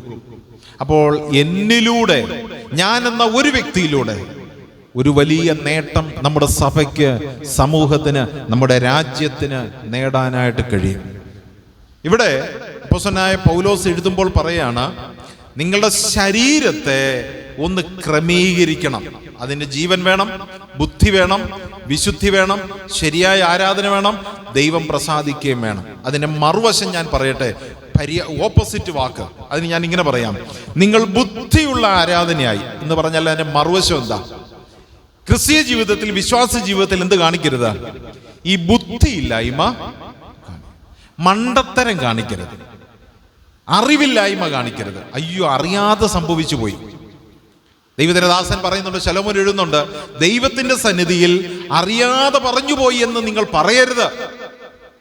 ബുദ്ധിയില്ലായ്മ, മണ്ടത്തരം, അബദ്ധം അത് നിങ്ങളുടെ ജീവിതത്തിൽ ഉണ്ടാകാതിരിക്കട്ടെ. ഓരോ വാക്കുകളും, ഓരോ പ്രവൃത്തിയും, നിങ്ങളുടെ ഓരോ കാര്യങ്ങളും ദൈവസന്നിധിയിൽ വളരെ ബുദ്ധിയോടെ ചിന്തിച്ച് പറയുക, ചിന്തിച്ച് പ്രവർത്തിക്കുക, ചിന്തിച്ച് പെരുമാറുക. ഒന്നാമത്തെ കാര്യം. രണ്ടാമത് ദൈവദാസൻ പറയുന്നത് ജീവനുള്ളവരായിരിക്കണം എന്ന് പറഞ്ഞാൽ, വെളിപ്പാട് പുസ്തകത്തിൽ പറയുന്ന പോലെ, നിനക്ക് ജീവനുണ്ട് എങ്കിലും നീ എന്തിരിക്കുന്നു? മരിച്ചവനായിരിക്കും. നമ്മളെക്കുറിച്ച് മറ്റുള്ളവരൊക്കെ അങ്ങനെ പറയുന്നുണ്ടോ എന്നോ ചിന്തിക്കണം. ചത്തവരാന്നേ നമ്മുടെ പ്രാർത്ഥന. അത് കേൾക്കുന്നവരെല്ലാം ഉറങ്ങിപ്പോകുന്നു. നമ്മുടെ പ്രസംഗം കേൾക്കുന്നവരെല്ലാം ഉറങ്ങിപ്പോകുന്നു. ഓ, അതൊരു ചത്ത പ്രസംഗം, ചത്ത ബൈബിൾ ക്ലാസ്, ഒരു ചത്ത പ്രാർത്ഥന, ഒരു ചത്ത ആരാധന. ഇതിന്റെ ഓപ്പോസിറ്റാണ് ഞാൻ പറഞ്ഞത്. നിങ്ങളുടെ പ്രാർത്ഥന, നിങ്ങളുടെ പ്രസംഗങ്ങൾ, ശുശ്രൂഷകൾ, ആരാധന ചത്തുപോകാതാകരുത്. വിശ്വാസത്തോടെ, ഉണർന്നുകൊണ്ട്, ധീരതയോടെ ചെയ്യുന്നതായിരിക്കണം. മൂന്നാമത് വായിക്കുന്നത് വിശുദ്ധി. അതിന് മറുവശം വിശുദ്ധിയില്ലായ്മ. ഞാൻ ആ ഭാഗത്തേക്ക് വരും. ദൈവത്തിന് പ്രസാദം, മലാക്കി പ്രവചനത്തിൽ എഴുതിയിട്ടുണ്ട്, നിങ്ങൾ കണ്ണുപൊട്ടിയതിനെയും മുടന്തുള്ളതിനെയും വിരൂപമുള്ളതിനെയും ഒക്കെ ദൈവത്തിനും, നല്ലതെല്ലാം നിങ്ങൾക്കും അത് പാടില്ല. അത് പാടില്ല. കാരണം ദൈവം സകലതും കണ്ടുകൊണ്ടിരിക്കുന്ന ദൈവമാണ്. ഞാൻ അനന്യാസിന്റെ ലൈഫിനെ കുറിച്ച് VBSന്റെ നോട്ടിൽ എഴുതിയപ്പോൾ ഞാൻ ഇങ്ങനെ ചിന്തിച്ചു. അനന്യാസിനോട് ആരും വന്ന് പറഞ്ഞില്ല, മോനെ നിന്റെ പുരേടം വിറ്റ് ഇനി കൊണ്ട് തരണേ, ആരും പറഞ്ഞില്ല. അനന്യാസും സഫീറയും തീരുമാനിച്ചു, നമുക്കെന്നാൽ പിന്നെ അങ്ങനെ അങ്ങ് ചെയ്യാം. കിട്ടുന്ന പൈസ അപ്പോസ്തലന്മാർക്ക് കൊടുത്താൽ പാവപ്പെട്ട ദൈവമക്കൾക്ക് ഒരു നേരത്തെ ഭക്ഷണവും ഒരു വസ്ത്രവും വാങ്ങിക്കാനും ഒക്കെ ഉപകരിക്കുമല്ലോ. വിറ്റപ്പോഴാ മനസ്സിലായത് നല്ലൊരു തുകയുണ്ട്. ഒരു കാര്യം ചെയ്യും, ഇത്രയും കിട്ടിയതല്ലേ, നമുക്ക് അതിലൊരു പങ്ക്, ഒരു ഓഹരി മാറ്റിവെച്ച്, നമുക്ക് വേണ്ടേ, നമ്മുടെ കുഞ്ഞുങ്ങളില്ലേ, നമുക്കും ആവശ്യങ്ങളില്ലേ, മാറ്റിവെച്ച് മറ്റേത് കൊടുക്കാം. അവിടെ അനന്യാസിനോട് ചോദ്യം ചോദിക്കുന്നതായിട്ട് വായിക്കുന്നില്ല. അല്പം കഴിഞ്ഞ് സഫീറ വരുമ്പോൾ ചോദിക്കുന്നു, ഇത്രയ്ക്കോ നിങ്ങൾ നിലം വിറ്റത്? അവൾ എന്ത് പറഞ്ഞു? അതെ, ഇത്രയ്ക്ക് തന്നെ. അവിടെ ചോദിക്കുന്ന ചോദ്യമുണ്ട്, പരിശുദ്ധാത്മാവിനെതിരെ വ്യാജം കാണിപ്പാൻ നിങ്ങൾ തമ്മിൽ ഒത്തത് എന്താ? പ്രാപ്തി എന്ന് പറയുന്നതേ ഇങ്ങനെ തമ്മിൽ ഒത്തിട്ട് ദൈവഹിതപ്രകാരമല്ലാത്തത് ചെയ്യുന്നതല്ല. അതവിടെ വായിക്കുന്നേ. നിങ്ങളുടെ പ്രവൃത്തികൾ, നിങ്ങളുടെ ശുശ്രൂഷകൾ, നിങ്ങളുടെ ജീവിതം, രഹസ്യവും പരസ്യവുമായ ജീവിതത്തിൽ ദൈവപ്രസാദം ഉണ്ടാകണം. ആ കാലഘട്ടങ്ങളിൽ 5-ാം അധ്യായത്തിൽ അനേകരവരുടെ പുരേടങ്ങളൊക്കെ വിറ്റുകൊണ്ടു കൊടുത്തു. അവരെ ആരെയും ദൈവം ന്യായം വിധിച്ചില്ല. കാരണം ഉള്ളത് മുഴുവൻ അവർ കൊണ്ടുകൊടുത്തപ്പോൾ അല്പം മാറ്റി വെച്ചിട്ട് ദൈവാത്മാവിന് മുമ്പിൽ കള്ളം പറഞ്ഞവരെ ന്യായം വിധിച്ചപ്പോൾ പരിശുദ്ധാത്മാവ് പറയാ, നിങ്ങൾ വ്യാജം കാണിച്ചിരിക്കുന്നു. അത് ദൈവപ്രസാദമല്ല. അവിടെ ഉടനെ തോൽവി, അവിടെ ഉടനെ മരണം സംഭവിക്കുന്നു. ഇനി ഞാൻ വിശുദ്ധി എന്ന വിഷയത്തിലേക്ക് വരട്ടെ. നമുക്കറിയാം, ദേവാലയം എന്ന വിഷയത്തെക്കുറിച്ച് നമുക്ക് സമാഗമന കൂടാരം ഉണ്ടാക്കുമ്പോൾ ശ്രദ്ധിക്കണേ, അതിന്റെ ഉരുപ്പടികളൊക്കെ വെച്ചിരിക്കുന്നത് നമുക്കറിയാം. നേരെ കടക്കുമ്പോൾ ആ കർട്ടൻ കഴിയുമ്പോൾ ആദ്യം കാണുന്ന ഒന്നാണ് യാഗപീഠം. ഒരു നേരെ വരവരച്ചാൽ അതിനോട് നേരെ അടുത്തിരിക്കുന്ന ഒരു സ്ഥലം, ഒരു വസ്തുതയാണ് താമ്രത്തൊട്ടി അല്ലെങ്കിൽ താമ്രക്കടൽ. പിന്നെ വിശുദ്ധ സ്ഥലത്തേക്ക് പ്രവേശിക്കുമ്പോൾ നേരെ അടുത്തത് കാണുന്നത് ധൂപപീഠം. അതിപരിശുദ്ധ സ്ഥലത്ത് വീണ്ടും നേരെ കാണുന്നത് കൃപാസനം. ഈ നേരെ കാണുന്ന 4 സാധനങ്ങൾ. ഞാൻ വിശുദ്ധി എന്ന വിഷയത്തിലേക്ക് വരാം. എല്ലാവരുടെയും ആഗ്രഹം യാഗപീഠത്തിൽ തന്നെ വെയിറ്റ് ചെയ്യണം എന്നല്ല, ആ കൃപാസനത്തിന്റെ അടുക്കലെത്തണം. അവിടെയാണ് ദൈവം ഇറങ്ങി വരുന്നത്. എന്നാൽ ലോകത്തിൽ ഒരു മനുഷ്യനും മഹാപുരോഹിതന് പോലും ഒറ്റ ഓട്ടത്തിന് അവിടെ ചെല്ലാനായിട്ട് കഴിയില്ല. ഈ 4 ഭാഗത്തൂടെ കടന്നേ അവിടെ എത്താനായിട്ട് കഴിയും. ആദ്യം വന്ന് 1-ാമത്തെ ഭാഗം യാഗപീഠത്തിൽ വന്ന് ഒരു യാഗം നീ കഴിക്കണം. അതിന്റെ രക്തം കുറെ എടുത്ത് പാത്രത്തിൽ വെക്കണം. ബാക്കി രക്തം അവന്റെ ചുവട്ടിൽ ഒഴിച്ചു കളയണം. ആ രക്തം കൊണ്ട് വേണം നീ അടുത്ത സ്ഥലത്തേക്ക് കരേറി പോകുവാൻ. ക്രിസ്തീയ ജീവിതത്തിൽ ഈ വിശുദ്ധി, പ്രാപ്തിക്ക് വേണ്ടിയുള്ള ജീവിത വിശുദ്ധി, ശരീരവിശുദ്ധി, ശുശ്രൂഷയുടെ വിശുദ്ധി, കുടുംബജീവിതത്തിലെ വിശുദ്ധി, രഹസ്യവും പരസ്യവുമായി വിശുദ്ധി നേടണമെങ്കിൽ, ദൈവപ്രസാദം നേടണമെങ്കിൽ, ജീവൻ നേടണമെങ്കിൽ, ദൈവത്തിന് ഹിതകരമാകുന്ന ഒരു വിജയം, ഒരു പ്രാപ്തി നേടണമെങ്കിൽ നമ്പർ 1 നിന്റെ ജീവിതത്തിൽ ഒരു നിലവിളി വേണം. ഒരു മൃഗത്തിന്റെ നിലവിളി വേണം. ഒരു യാഗം വേണം. ഒരു രക്തം വേണം. ദൈവത്തിന് സ്തോത്രം. ഇന്ന് നമുക്ക് അങ്ങനെ ഒരു യാഗം കഴിക്കേണ്ട ആവശ്യമില്ല. കാരണം 2000 വർഷങ്ങൾക്ക് മുമ്പ് പ്രാണപ്രിയനായ കർത്താവ് യേശു ക്രിസ്തു തന്റെ ചങ്കിലെ രക്തം നമുക്ക് പകരമായി ദൈവക്രോധത്തിന്റെ ക്രോധത്തീയിൽ ഒഴിച്ചു തന്നതുകൊണ്ട് ഈ യാഗപീഠത്തിൽ നമുക്ക് പകരമായി വലിയവനായ കർത്താവ് തന്റെ രക്തം ഒഴുക്കി. ഇനിയും കയ്യിൽ ഒരു ചെറിയ കിണ്ണത്തിൽ ആ രക്തം വേണം എന്ന് പറഞ്ഞാൽ, ഇനി നീ മുമ്പോട്ട് പോകുമ്പോൾ ഓർത്തോണം, ഈ രക്തം എന്റെ കർത്താവിന്റെ രക്തമാണ്, എനിക്ക് വേണ്ടി ചൊരിഞ്ഞ രക്തമാണ്. അതുകൊണ്ട് ഈ രക്തത്തിന് വിരുദ്ധമായി, ഈ രക്തത്തിന് ഇഷ്ടപ്പെടാതെ താല്പര്യമില്ലാത്ത ഒന്നും എന്റെ ജീവിതത്തിൽ ഉണ്ടാകരുത്. മുറുകെ പിടിച്ചോണം ആ രക്തം, മുറുകെ പിടിച്ചോണം ഈ ദൈവവചനം, മുറുകെ പിടിച്ചോണം എന്റെ കർത്താവിനെ. ജീവിതത്തിന്റെ അടുത്തുള്ള യാത്രയിൽ ഈ യാഗമർപ്പിച്ചു കർത്താവ് യേശു ക്രിസ്തുവിനെ രക്ഷകനായി അംഗീകരിച്ച് മുമ്പോട്ട് ചുവടുകൾ വെൽക്കുമ്പോൾ ഈ രക്തത്തെ അവഗണിക്കാനുള്ള അവസരങ്ങൾ നിന്റെ ജീവിതത്തിൽ വരും. ഈ കർത്താവിനെ മറന്നു കളയാനുള്ള, ത്യജിക്കാനുള്ള അവസരങ്ങൾ ലോകം നിനക്ക് കൊണ്ടുതരും. പ്രാർത്ഥന മറക്കുവാൻ, ദൈവത്തെ മറക്കുവാൻ, ജഡികമായ ലൗകികമായ ഇഷ്ടങ്ങളിൽ പിന്മാറിപ്പോകാനുള്ള അവസരങ്ങൾ, പ്രലോഭനങ്ങൾ ദൈവം തരും. അപ്പോഴും കയ്യിൽ ഈ രക്തം മുറുകെ പിടിച്ചോണം. എന്റെ കർത്താവിന്റെ രക്തം, അത് വിട്ടുപിടിക്കരുത്, വിട്ടുകളയരുത്, ഒഴിച്ചു കളയരുത്, മുറുകെ പിടിച്ചോണം. അങ്ങേ കൃപാസനത്തിൽ എത്തുന്നത് വരെ ഈ രക്തം നിന്റെ കയ്യിലുണ്ടാകണം. യാഗം അവസാനിപ്പിച്ചു. ആ യാഗത്തിന് മറ്റൊരു ഭാഷാന്തരം കൂടെ പറയട്ടെ. വലിയ നിലവിളിയാണ് ആ യാഗത്തിൽ കടന്നത്. ഒരു മൃഗത്തിന്റെ നിലവിളി, മരണവെപ്രാളം, മരണക്കരച്ചില്. അതങ്ങനെ കരഞ്ഞ് പിടഞ്ഞത് മരിച്ചെങ്കിൽ ക്രിസ്തീയ ജീവിതത്തിന് മുമ്പോട്ടുള്ള യാത്രയിൽ പ്രാർത്ഥന എന്നൊരു യാഗമുണ്ട്. അവിടെയും നിലവിളി വേണം, കണ്ണുനീര് വേണം, സമർപ്പണം വേണം. നമ്മുടെ ആവശ്യങ്ങൾ ദൈവത്തോട് അങ്ങ് തന്നേര് കേട്ടോ, അല്ല, കണ്ണുനീരോടെ. വിലാപങ്ങളുടെ പുസ്തകത്തിൽ എഴുതിയിരിക്കുന്ന എന്താ? വീഥികളുടെ തലക്കിലൊക്കെയും കിടക്കുന്ന നിന്റെ മക്കൾക്ക് വേണ്ടി നീ രാത്രിയിൽ യാമാരംഭത്തിൽ ഉണർന്നെഴുന്നേറ്റിരുന്ന് ഓലോല കണ്ണുനീരൊഴുക്കുക. ഒന്നാമത്തെ ക്രിസ്ത്യ ജീവിതത്തിലെ നേട്ടം. ശരിയായൊരു പ്രാപ്തി നേടണമെങ്കിൽ നിന്നെ ഉപദ്രവിക്കുന്നവർക്ക് വേണ്ടി പ്രാർത്ഥിക്കുക, നിന്നെ പരിഹസിക്കുന്നവർക്ക് വേണ്ടി പ്രാർത്ഥിക്കുക, നിന്നെ വേണ്ട എന്ന് പറയുന്നവർക്ക് വേണ്ടി പ്രാർത്ഥിക്കുക, നിന്നെ തള്ളിക്കളഞ്ഞവർക്ക് വേണ്ടി പ്രാർത്ഥിക്കുക, സഭയ്ക്ക് വേണ്ടി പ്രാർത്ഥിക്കുക, ദൈവമക്കൾക്ക് വേണ്ടി പ്രാർത്ഥിക്കുക, പീഡ അനുഭവിക്കുന്നവർക്ക് വേണ്ടി പ്രാർത്ഥിക്കുക, നിന്നോട് താല്പര്യമില്ലാത്തവർക്ക് വേണ്ടി പ്രാർത്ഥിക്കുക, നമ്മെ ഉപദ്രവിക്കുന്നവർക്ക് വേണ്ടി പ്രാർത്ഥിക്കുക. അതൊരു യാഗമാണ്. 2, താമരത്തൊട്ടി. നമുക്കറിയാം, സ്ത്രീകളുടെ ദർപ്പണം കണ്ണാടി കൊണ്ട് ഉണ്ടാക്കിയതാണ്. അതിൽ വെള്ളം നിറച്ചു വെച്ചിരിക്കുന്നു. അവിടെ മുഖം ഒന്ന് നോക്കി കൈയും കാലും ഒക്കെ ഒന്ന് കഴുകണം എന്ന് പറഞ്ഞാൽ എല്ലാം ഓക്കെയാണ്, കുളിച്ചിരിക്കുകയാണ്. പക്ഷെ എന്നാലും യാഗമൊക്കെ അർപ്പിച്ചിട്ട് വന്നേലേ, കൈയും കാലും, പ്രവൃത്തിയും നടപ്പും. അടുത്തത് വിശുദ്ധ സ്ഥലത്തേക്ക് കയറുക, ദൈവ സാന്നിധ്യത്തിലേക്ക് കയറുക. യാഗം കഴിഞ്ഞു അനുദിനമുള്ള ജീവിതയാത്രയിൽ ആ വെള്ളത്തിലേക്ക് നോക്കുമ്പോൾ നിന്റെ പ്രവൃത്തിയും നിന്റെ നടപ്പും ഒന്ന് പരിശോധിക്കണം. അതാണ് റോമാലേഖനം 12-ാം അധ്യായത്തിൽ വായിക്കുന്നത്. പ്രസാദമുള്ളതായിരിക്കണം, ജീവനുള്ളത് ആയിരിക്കണം, ദൈവഹിതപ്രകാരമുള്ളതായിരിക്കണം. അവിടെ ഒരു കഴുകൽ ആവശ്യമാണ്. ദൈവത്തിന്റെ പരിശുദ്ധാത്മാവിനാൽ കഴുകിക്കൊണ്ടേയിരിക്കണം. റിപ്പന്റൻസ്, മാനസാന്തരം ദൈവവചനത്താൽ കഴുകിക്കൊണ്ടേയിരിക്കണം, കഴുകിക്കൊണ്ടേയിരിക്കണം, കഴുകിക്കൊണ്ടേയിരിക്കണം. അന്ന് കഴുകിയതല്ലേ മതിയെന്ന് ഇനി എപ്പോഴെപ്പോഴും എന്തിനല്ല കഴുകണം. ദൈവമേ, ഇന്ന് പകൽക്കാലം എൻ്റെ പ്രവൃത്തികളിൽ, എൻ്റെ നടപ്പിൽ ഒരു ചെറിയ പോരായ്മ സംഭവിച്ചെങ്കിൽ കർത്താവേ, നിന്റെ വചനത്താൽ പരിശുദ്ധാത്മാവിനാൽ ക്ഷമാപണത്തോടെ അത് കഴുകിയിട്ട് വേണം ആ പ്രാപ്തിക്ക് വേണ്ടി ദൈവസന്നിധിയിലേക്ക് കടക്കുവാൻ. നമ്മുടെ കുഞ്ഞുങ്ങളോടത് പറഞ്ഞു കൊടുക്കാനിടയാകണം.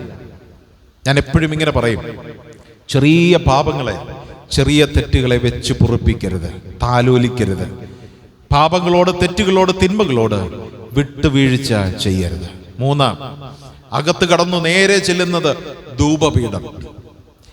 ഇടിച്ചെടുത്ത നല്ല സുഗന്ധവർഗം കൊണ്ട് 24 മണിക്കൂറും അതിൽ ധൂപം ഉയർന്നുകൊണ്ടേയിരിക്കുക. ഞാനതിന് ഇങ്ങനെ പറയട്ടെ, പ്രാർത്ഥന എന്ന ധൂപം. രക്തസാക്ഷികളാവുന്ന വിശുദ്ധന്മാരുടെ ധൂപത്തെക്കുറിച്ച് വെളിപ്പാട് പുസ്തകത്തിൽ വായിക്കുന്നുണ്ട്. നിന്റെ ഭവനത്തിൽ ഒരു ശരിയായ പ്രാപ്തി നിനക്ക് നേടിയെടുക്കണമെങ്കിൽ, സമ്പാദിക്കണമെങ്കിൽ, നിന്റെ ഭവനത്തിൽ, നിന്റെ റൂമിൽ, നിന്റെ ജീവിതത്തിൽ, നമ്മുടെ ജോലി സ്ഥലത്ത്, വിദ്യാഭ്യാസ സ്ഥലത്ത്, നീ ആയിരിക്കുന്ന സ്ഥലത്ത് ഞാനെന്ന ആ ധൂപം കത്തിക്കൊണ്ടേയിരിക്കണം, കത്തിക്കൊണ്ടേയിരിക്കണം. ദൈവസന്നിധിയിൽ നമ്മുടെ ഹൃദയം കത്തിക്കൊണ്ടേയിരിക്കണം. അത് നല്ല ധൂപമായി കർത്താവിൻ്റെ അടുക്കൽ എത്തണം.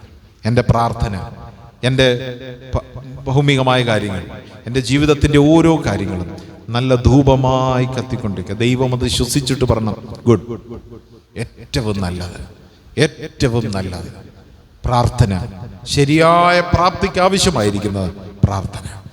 അത് അത്രയും പൂർത്തീകരിച്ചിട്ട് ആ കർട്ടൻ മാറ്റി കൃപാസനത്തിൻ്റെ അടുക്കിലേക്ക്. അവിടെ വായിക്കുന്നത്, ആ പെട്ടകമുണ്ടാക്കിയപ്പോൾ ഖദിരമരം കൊണ്ടുണ്ടാക്കി, സ്വർണം കൊണ്ട്, പൊന്നുകൊണ്ട് പൊതിഞ്ഞു.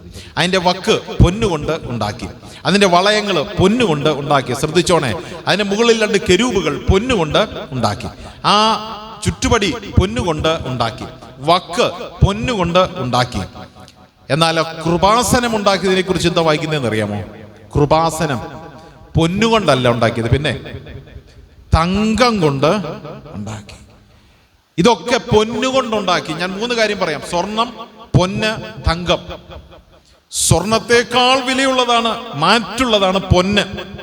പൊന്നിനേക്കാൾ ഏറ്റവും പെർഫെക്റ്റ്, 100% അല്ലെങ്കിൽ 200% മാറ്റുള്ള ഒന്നാണ് തങ്കം. ഇനി അതിനേക്കാൾ മറ്റൊന്നൊന്നില്ല. ഈ കൃപാസനം, കർത്താവിൻ്റെ ഇരിപ്പിടമെന്ന് പറയുന്ന ആ കൃപാസനം, അത് തങ്കം കൊണ്ടുണ്ടാക്കി. ബാക്കിയെല്ലാം പൊന്നുകൊണ്ടുണ്ടാക്കി. പൊന്ന് തീർന്നു പോയത് കൊണ്ടല്ല, അവിടെയാണ് എൻ്റെ ദൈവം ഇറങ്ങി വരുന്നത്, അവിടെയാണ് എൻ്റെ ദൈവത്തിൻ്റെ ശബ്ദം കേൾക്കുന്നത്. എൻ്റെ പ്രാപ്തി എന്ന് പറയുന്നത് എന്താണെന്ന് അറിയാമോ? ദാവീദ് പറഞ്ഞതുപോലെ, ഒരു സിംഹത്തെയും കരടിയെയും കൊന്ന് വിജയം നേടാൻ എനിക്ക് കഴിയുമെങ്കിൽ ഇവൻ എൻ്റെ മുമ്പിൽ ഒന്നുമല്ല. യാഗപീഠം മുതൽ ഇതുവരെ എൻ്റെ ജീവിതം ഏറ്റവും പെർഫെക്റ്റ് ആയിട്ട് സൂക്ഷിക്കാൻ എനിക്ക് കഴിഞ്ഞുവെങ്കിൽ, ദൈവമേക്ക് കൃപ തന്നെങ്കിൽ, ഈ കൃപാസനത്തിന് മുമ്പിൽ കടന്നു വരുവാൻ ദൈവം കൃപ തന്നെങ്കിൽ, ഞാൻ അവിടെ എൻ്റെ കർത്താവിൻ്റെ മുഖം കാണും. ആ പ്രാപ്തിയുടെ സമ്പൂർണത എന്ന് പറയുന്നത് അങ്ങ് സ്തോത്രം, ആ കൃപാസനത്തിൽ നമ്മൾ അവിടെ എത്തിച്ചേരും. അതുവരെ കയ്യിൽ ആ ചെറിയ താലത്തിൽ ആ രക്തമുണ്ടാകണം. എനിക്ക് വേണ്ടി അറുക്കപ്പെട്ട ആ മൃഗത്തിൻ്റെ രക്തം, എനിക്ക് വേണ്ടി തകർക്കപ്പെട്ട എൻ്റെ കർത്താവിൻ്റെ രക്തം. പ്രാപ്തി എന്ന് പറയുന്നത് ആ നിമിഷം വരെ അധ്വാനിച്ചു കൊണ്ടേയിരിക്കണം. ധൂപം, പ്രാർത്ഥന എന്ന ധൂപം ഉയർന്നുകൊണ്ടേയിരിക്കണം, കഴുകിക്കൊണ്ടേയിരിക്കണം, യാഗത്തോടുകൂടെ ദൈവസന്നിധിയിലായിരിക്കണം. അതാണ് പ്രാപ്തി. ദൈവത്തിന് സ്തോത്രം. ഈ വിലയേറിയ പ്രാപ്തിയാണ് ദാവീദിന്റെ ജീവിതത്തിലുണ്ടായത്. പക്ഷേ അദ്ദേഹം പറഞ്ഞു, നിനക്ക് പ്രാപ്തിയില്ല. ഇന്ന് രാത്രി ഞാൻ ഇങ്ങനെ പറയട്ടെ, നമ്മുടെ ക്രിസ്തീയ ജീവിതത്തിൽ ഒരു വലിയ നേട്ടം, ഒരു സമ്പൂർണത വെളിപ്പാട് പുസ്തകത്തിൽ വായിക്കുന്നുണ്ട്. സഭകളോട് പറയുന്നു, നീ ഒരുപാട് ചെയ്യുന്നു, പക്ഷെ നിന്റെ പ്രവൃത്തിക്കൊരു സമ്പൂർണത ഉണ്ടാവുന്നില്ല. തെസ്സലോനിക്കയിലുള്ള ദൈവസഭയോട് പറഞ്ഞു, നിങ്ങൾക്ക് വിശ്വാസമുണ്ട്, പക്ഷേ വിശ്വാസം പോരാ, കുറഞ്ഞു പോയിരിക്കുന്നു. അവിടെയും ഒരു പ്രാപ്തി വേണം. 2026 ശരിയായ പ്രാപ്തിയുടെ ഒരു വർഷമാകട്ടെ. ചിലത് നേടിയെടുക്കുന്ന ഒരു വർഷമാകട്ടെ. പ്രതികൂലങ്ങൾ കൂടുന്തോറും വിശ്വാസവും ഭക്തിയും പ്രാർത്ഥനയും വർദ്ധിച്ചുകൊണ്ടേയിരിക്കണം. വയലൊഴുകുന്ന കാളകളെ അടിക്കും തോറും അത് വീണ്ടും വീണ്ടും ഓടിക്കൊണ്ടിരിക്കും. ഈ ലോകം വേദനിപ്പിക്കും. മത്തായി സുവിശേഷം 5-ാം അധ്യായത്തിൽ വായിക്കുന്നു, നിങ്ങളെ പരിഹസിക്കും, നിന്ദിക്കും, ഉപദ്രവിക്കും, പീഡിപ്പിക്കും. നിങ്ങൾ ഭാഗ്യവാന്മാർ, സ്വർഗത്തിൽ നിങ്ങളുടെ പ്രതിഫലം വിലയേറിയതായതുകൊണ്ട് സന്തോഷിച്ചുല്ലസിപ്പിൻ. അടുത്തത്, നിങ്ങൾക്ക് മുമ്പുള്ളവരെയും ഇങ്ങനെയൊക്കെയാണല്ലോ ചെയ്തത്, അതുകൊണ്ട് ഭാരപ്പെടണ്ട. ഞാൻ എപ്പോഴും ഇങ്ങനെ ചിന്തിക്കും, സ്തെഫാനോസിന്റെ ശരീരത്തിലെ കല്ലേറ് കൊള്ളുമ്പോൾ ഒന്നും പ്രതികരിച്ചില്ല, കരഞ്ഞു നിലവിളിച്ച് എന്നെ രക്ഷിക്കണേ എന്ന് പറഞ്ഞില്ല. അവൻ എന്ത് ചെയ്തു? അതാണ് പ്രാപ്തി. ഉപദ്രവങ്ങളിലും കണ്ണുനീരിലും സ്വർഗത്തേക്ക് നോക്കുവാനുള്ളൊരു മനസ്സ്, പ്രതികരിക്കാതിരിക്കാനുള്ളൊരു മനസ്സ്, സാഹചര്യങ്ങളെ നേരിടുവാനുള്ളൊരു മനസ്സ്. ഈ കൊച്ചു കേരളത്തിലും ദൈവമക്കളെ ഉപദ്രവിക്കുകയും പീഡിപ്പിക്കുകയും കൊന്നുകളയും ചെയ്യുന്ന ഒരു രീതി സംഭവിച്ചു കഴിഞ്ഞു. നമ്മുടെ കൈ എത്തുന്ന ദൂരത്ത് ദൈവമക്കൾക്കെതിരെ പ്രവർത്തിക്കുന്ന ശക്തികളൊക്കെ ബലം പ്രാപിച്ചു വരുമ്പോൾ, നാളെ നമ്മുടെ ഭവനങ്ങളിൽ, നമ്മുടെ കുടുംബങ്ങളിൽ ഈ ആളുകൾ കടന്നു വരാം. പ്രതികൂലമായിട്ട് കടന്നു വരുമ്പോൾ നമ്മുടെ കുഞ്ഞുങ്ങളെ പഠിപ്പിക്കണം. മക്കളെ, ദൈവത്തിന് വേണ്ടി അടികൊള്ളുവാൻ, കർത്താവിന് വേണ്ടി ചീത്തവിളി കേൾക്കുവാൻ, കർത്താവിന് വേണ്ടി പരിഹാസം കേൾക്കുവാൻ, കർത്താവിന് വേണ്ടി പീഡിപ്പിക്കപ്പെടുവാൻ, ഉപദ്രവിക്കപ്പെടുവാൻ, ജയിലിൽ കിടക്കുവാൻ നിങ്ങൾ ശീലിക്കണം. ആമേൻ. അതാണ് പ്രാപ്തി. പ്രാപ്തി പ്രാർത്ഥനയിലുണ്ടാകട്ടെ, വിശ്വാസത്തിലുണ്ടാകട്ടെ, ഭക്തിയിലുണ്ടാകട്ടെ. ദൈവം നമ്മെ സഹായിക്കട്ടെ. നമ്മുടെ ക്രിസ്തീയ ജീവിതത്തിൽ ഒരു വലിയ നേട്ടം, ആത്മീയ പക്വത, ആ മെച്യൂരിറ്റി, ശാരീരികമായ മെച്യൂരിറ്റി, ആത്മീയമായ മെച്യൂരിറ്റി, അത് നേടി ദാവീദ് ഒരു വലിയ മനുഷ്യനായി. അവിടെ ഒരു കല്ലുകൊണ്ട് അവൻ വിജയം നേടിയിട്ട്, ദാവീദ് രാജാവായപ്പോൾ എന്ത് ചെയ്തെന്നറിയാമോ? ഏതാണ്ട് 600 ആളുകളെ അവൻ മാറ്റി നിർത്തി കല്ലെറിയാൻ അവരെ പഠിപ്പിച്ചു. കല്ലെറിയാൻ. ലോകചരിത്രത്തിൽ കല്ലെറിയുന്ന ഒരു പട്ടാളക്കാരുണ്ടെങ്കിൽ ദാവീദിന് മാത്രമേ ഉള്ളൂ. ദാവീദിനറിയാം, ഒരു കല്ല് മതിയെന്നേ വിജയം നമ്മുടെ ഭാഗത്ത് വരും. ദാവീദിന്റെ പട്ടാളക്കാർ കല്ലും കൊണ്ട് നിൽക്കുമ്പോൾ ശത്രു ഓടും. കാരണം ദാവീദിന്റെ ചരിത്രം അവർക്കറിയാം. ദൈവത്തിന് സ്തോത്രം. ഞാനും നിങ്ങളും ദൈവസന്നിധിയിൽ മുട്ടിന്മേൽ നിന്ന് കരഞ്ഞ് ദൈവത്തിൽ നിന്നും മറുപടി നേടിയത് സമൂഹം അറിയുമ്പോൾ എൻ്റെ തലമുറയും മുട്ടുമടക്കുന്നെങ്കിൽ ശത്രു നിന്നെ വിട്ട് ഓടിപ്പോകും. ആ പ്രാക്ടീസ്, ആ അനുഭവം നമ്മുടെ ജീവിതത്തിൽ ഉണ്ടാകട്ടെ. ദാവീദിനെ വലിയൊരു മനുഷ്യനായി ദൈവം ഉയർത്തി. പക്ഷേ നിന്ദിച്ച, പരിഹസിച്ച ശൗല് ഒരു ദുരാത്മാവ് ബാധിച്ച് അവനും പട്ടുപോയെന്നറിയാം. ദൈവത്തിന് വേണ്ടി ശക്തമായി നിലനിന്ന ദാവീദിനെ ദൈവം അനുഗ്രഹിച്ചെങ്കിൽ, കർത്താവ് യേശു ക്രിസ്തുവിന്റെ വംശാവലിയിൽ ദാവീദ് ഉൾപ്പെട്ടെങ്കിൽ, അവനോട് ദൈവം അത്രമാത്രം കരുണ കാണിച്ചെങ്കിൽ, സകല വിജയങ്ങളും ദൈവം അവന് നൽകിയെങ്കിൽ, ആ വിജയം, ആ നേട്ടം, ആ സ്നേഹം, ആ ഒരു മനസ്സലിവ് രാത്രി നമ്മോടും ഉണ്ടാകട്ടെ. ആ പ്രാപ്തി നമുക്ക് നേടിയെടുക്കാം. ദൈവം നമ്മെ സഹായിക്കട്ടെ. ദൈവനാമം വാഴ്ത്തപ്പെടുമാറാകട്ടെ.